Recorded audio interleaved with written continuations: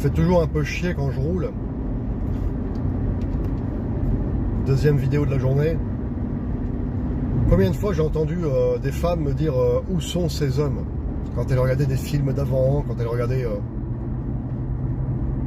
des photos historiques, mais ils sont où ces bonhommes là, ces vrais mecs? Ceux-là on aurait envie d'être aux petits soins pour eux, ceux-là on aurait envie. Ouais, bah ouais, parce qu'en fait le féminisme, bien que tel qu'il est aujourd'hui, moi je lui crache dessus, c'est clair et net, mais en même temps, si on réfléchit 2 secondes, et qu'on se dit que il n'y a que des mecs virils, il n'y a que des mecs qui se prennent en main, qui ne se négligent pas, qui sont au courant de leur histoire nationale, qui sont au courant de un petit peu de ce qui se passe dans le monde, qui arrêtent de raconter une connerie à chaque phrase, qui se divertissent mais que de temps en temps. C'est-à-dire d'abord le travail et après le divertissement. Si on avait que des mecs solides, physiquement et mentalement, et qu'on rejetait ce féminisme en masse, ben, en fait, elle serait coincée.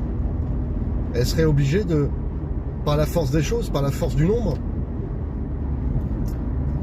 d'être avec des hommes d'avant. Mais s'il n'y en a plus, quelque part, on leur donne raison. Alors certes, ça réduit énormément les opportunités. Ça, c'est sûr. C'est-à-dire quoi? C'est-à-dire que,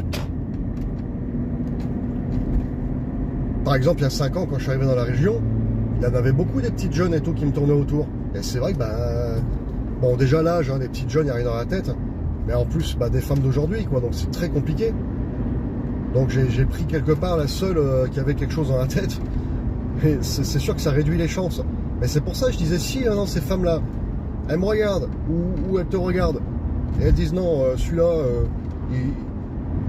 il est trop dur, il incarne des valeurs, des machins, ça m'intéresse pas, moi je veux m'amuser, machin.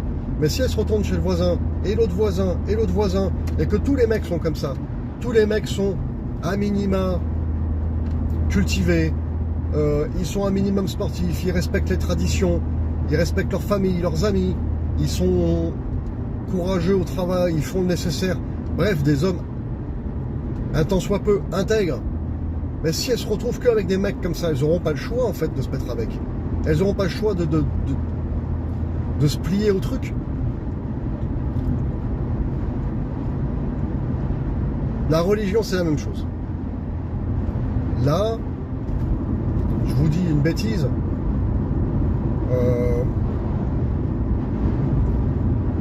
Dans une famille, ou un groupe d'amis, allez, un groupe d'amis, parce qu'en fait j'avais plein d'exemples qui me sont venus en tête, mais je cherchais le bon. Un groupe d'amis, on est une dizaine. Aujourd'hui c'est déjà un gros groupe d'amis. Hein. On est une dizaine, et on arrive devant, hier je regardais un truc sur le Mont Saint-Michel. Et imaginons que ce groupe d'amis arrive devant le Mont Saint-Michel, et il y en a un qui se met à genoux et qui fait une prière. Qu'est-ce qui risque de se passer dans ce pays, en France, en 2024? Eh ben, les 9 autres risquent de se foutre de sa gueule en disant « Oh, tu crois encore à ces conneries ?» Si maintenant, il y en a au moins la moitié, c'est-à-dire 5, qui se mettent à genoux et qui prient, à votre avis, que vont faire les autres par mimétisme? Très certainement qu'ils vont se mettre à genoux, et que même s'ils ne savent pas faire, ils vont se plier en fait au truc. Pas par obligation, mais parce qu'à un moment donné, quand tu as un groupe d'humains qui agit d'une certaine façon, les autres vont suivre. Donc si aujourd'hui on en est là, c'est parce que les gens ont cédé à la facilité. Dans la Bible, on parle de la tentation du diable. C'est-à-dire c'est plus facile de voler que de dire la vérité, par exemple. Voilà. Donc si aujourd'hui on en est là, c'est parce qu'on a trop de monde, trop de personnes, hommes et femmes, qui ont abandonné. Qui se sont dit, ah bah oui, c'est rigolo de se balader à moitié à poil, tout le monde le fait. Ah bah c'est rigolo de voler, de fumer, de boire, de j'en sais rien, de tous les vices en fait possibles et imaginables. Oh bah tout le monde le fait. Bah non. Bah non. Si déjà j'ai 700 personnes, je sais plus combien j'ai d'abonnés, qui comprennent ce message et qui se disent, allez, à partir de maintenant, petit à petit, on va redresser la barre, J'entends des blagues pédophiles, non, je suis désolé, c'est pas drôle. On touche à des enfants, c'est pas drôle. Désolé. Voilà, c'est pas grave, je vais pas m'engueuler avec toi. Mais je peux pas. Et ben croyez-moi, moi j'ai fait l'expérience. Croyez-moi, la personne en face, elle se retrouve très con. Elle se retrouve très très con. Parce qu'elle se dit oui, non, mais attends, je plaisantais et tout. Ouais, mais non, je suis d'accord. J'ai pas de souci avec toi. Je ne veux pas entendre ce genre de saloperie. Voilà, va raconter ça à quelqu'un d'autre. Ça... J'ai rien contre toi, mais moi, on touche aux enfants. Et quand vous dites ça, on touche aux enfants, les gens prennent conscience de la gravité de ce qu'ils sont en train de dire ou de faire. Mais attends, je suis en train de faire une blague pédophile. C'est-à-dire, bien souvent, un homme adulte qui est en train d'abuser d'un enfant. Et tu fais une blague là-dessus. Bah, les gens percutent. Je n'ai pas une seule personne qui m'a dit « Oh, c'est bon, t'as pas d'humour ». Non, non. Quand vous leur dites ça, désolé, on joue avec la santé des enfants, c'est pas drôle. Bah là, ah oui, excuse-moi, ouais, c'est vrai que j'avais pas vu ça comme ça. C'est vrai que tout le monde... Je dis oui, oui, je sais, tout le monde, ouais. Je dis bah moi je refuse. Voilà. Il n'y a pas besoin d'être méchant, hein. On peut le dire de cette manière-là, tranquillement. Bah non, écoute, moi ça me fait pas rire. On passe à autre chose, voilà. Et ben vous pouvez appliquer ça à peu près dans tous les domaines. Ah, la personne a fait tomber 20 balles. Tout le monde a envie de ramasser les 20 balles. C'est humain. Eh ben non. Eh ben non.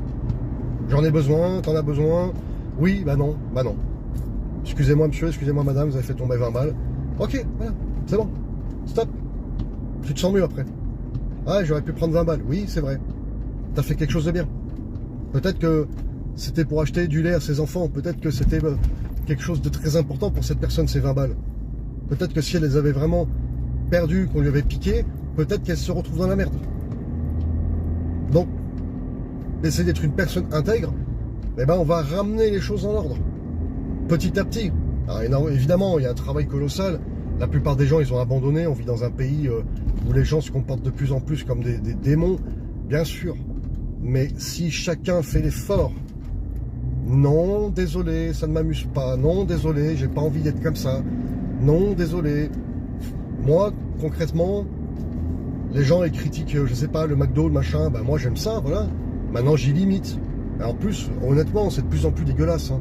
Avant, on avait des bons hamburgers. Maintenant, ça devient n'importe quoi.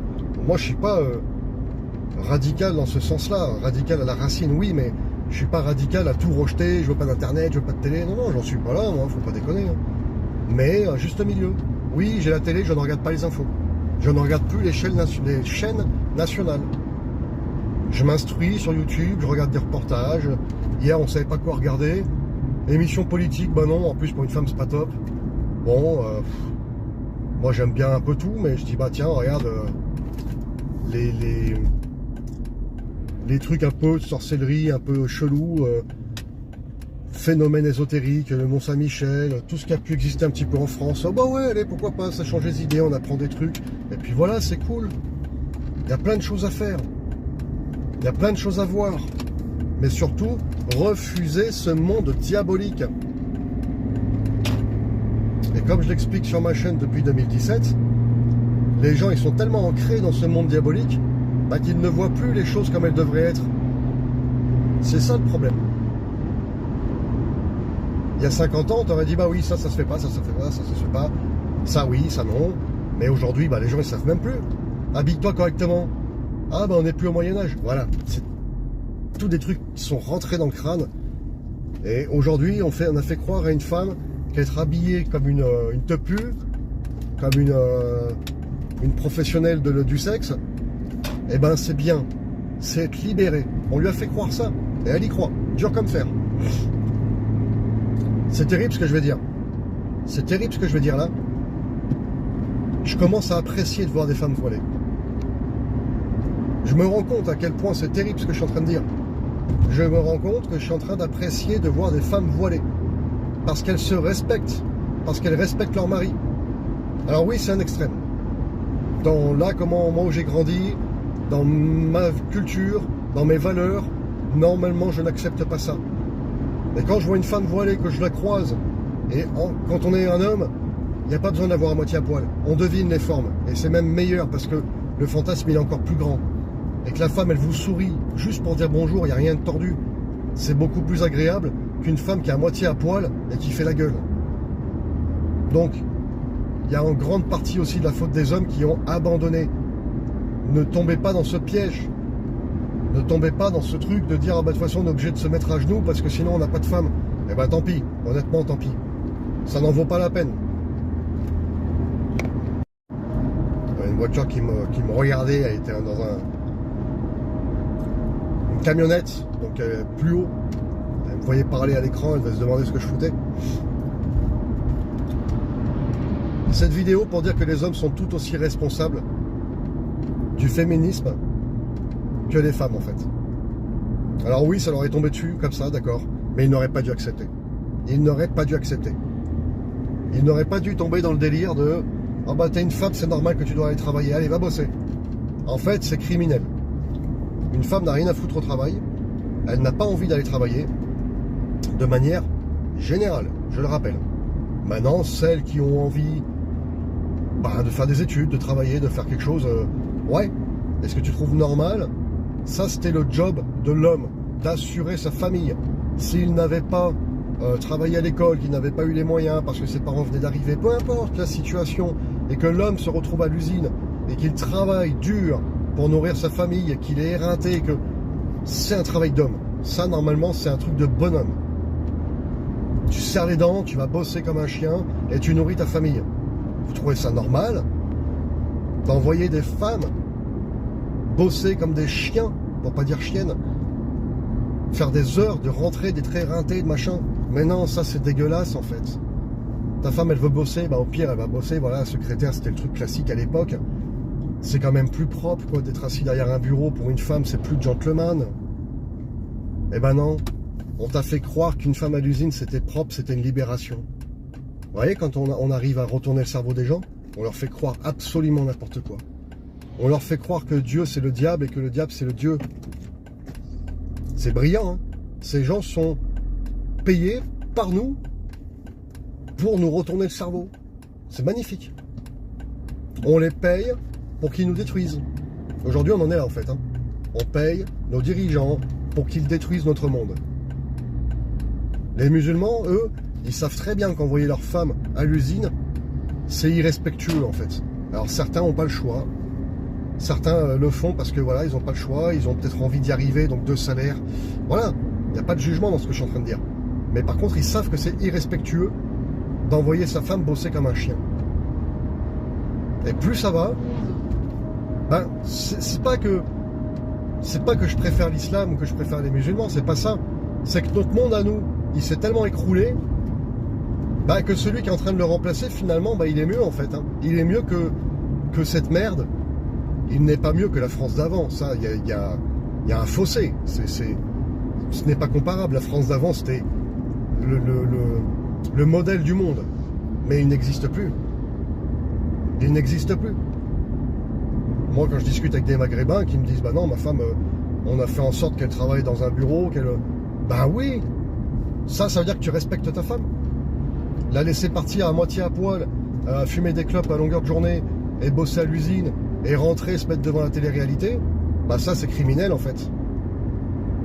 Ça veut dire que tu n'as aucun respect pour ta femme, tu la laisses plonger dans les abysses quoi. Bon, enfin bref. L'homme est aussi responsable, arrêtez d'accepter n'importe quoi.